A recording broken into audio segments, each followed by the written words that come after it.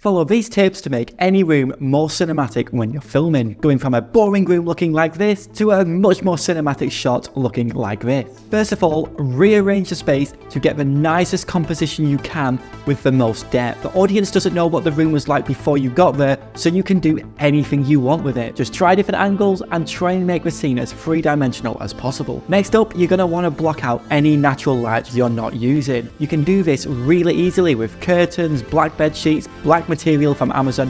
It doesn't have to be expensive. The more light you block out, the more control you're going to have of your space. Next up, set your exposure settings. Now don't worry if what I'm about to say is going to make your shot look a little dark. We're going to fix it down the line. So first up, we've got ISO, so I'm just going to shoot at the camera's native, which is 800. Next up, we've got shutter speed, and I'm just going to use for double the frame rate rule. Next up, we've got aperture. Now, we don't want to use the aperture to balance the exposure, we want to use the aperture to control the depth of field in the scene. So in other words, how much of the scene is in focus. Now, I wanted a nice shallow depth of field, so I shot at f2.8. The important thing here is to remember the aperture for later down the line. Next up, add a practical light into the scene. A practical light is literally just a light which is in shot, such as this lamp over here.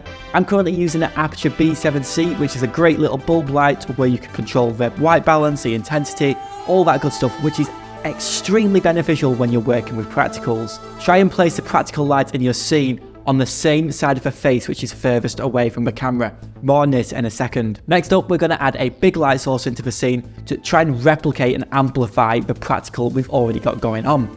So you need to think about white balance, quality of light, the angle, the position of the light. So I'm using the Aputure 120D.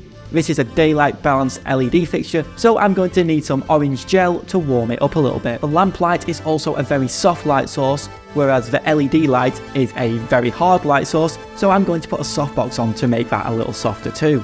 I'm also going to try and place the light in the scene so it looks like it's coming from the same direction as the lamp. Now this doesn't need to be perfect positioning, but just in the ballpark to amplify that illusion. So the really important part about the key light is that it's on the same side of the face which is furthest away from the camera. This is going to allow us to shoot into the fill shadow side, which is going to look so much more cinematic. If you look at any film still online, it's most likely going to be shooting into the shadow fill side. It's a really quick and easy way of making your shots look more cinematic. If you only take one thing away from this video, make sure it's shooting on the fill side. Next up, we're going to need a light meter, or you can use zebras and false color and histograms if you've not got one.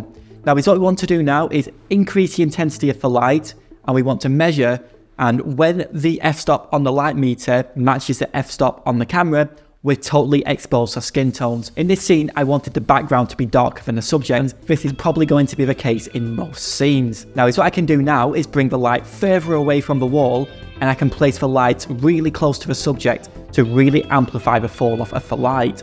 This means the subject's going to be really bright but exposed, but the background's going to be darker. The further away the background is, the darker it's going to get. So it's a really great way of managing the light in your scene.